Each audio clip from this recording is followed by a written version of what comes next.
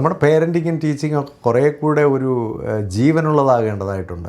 ഈ കുട്ടികളൊക്കെ സൈബർ ഇടങ്ങളിൽ പലതും അന്വേഷിച്ച് പോകുന്നതും പല വിദേശ രാജ്യത്തെ സംസ്കാരമൊക്കെ അന്വേഷിച്ച് പോകുന്നു, അവിടുത്തെ കലകളും അവിടുത്തെ സിനിമകളും അവിടുത്തെ വേഷവും അവിടുത്തെ ഭക്ഷണത്തിൻ്റെ ഒക്കെ പുറകിന് പോകുന്നതിൻ്റെ ഒരു കാര്യം നമ്മുടെ ഇടങ്ങളിലെ ജീവൻ്റെ കുറവാണ്. നമ്മുടെ ഇടങ്ങളിൽ ഉള്ള കൾച്ചറ്, സംസ്കാരം, മൂല്യങ്ങൾ, സാധ്യതകൾ, അവസരങ്ങൾ, മനോഹാരിത, ഇതൊന്നും കുട്ടികൾക്ക് ചെറിയ പ്രായത്തിലെ കാണിച്ചു കൊടുക്കാൻ പോലും പറ്റാത്ത, നല്ലൊരു കഥ പോലും പറയാൻ അറിയുന്ന അധ്യാപകരില്ല എന്നുള്ളത് വലിയൊരു മോശമായ അവസ്ഥയാണ്.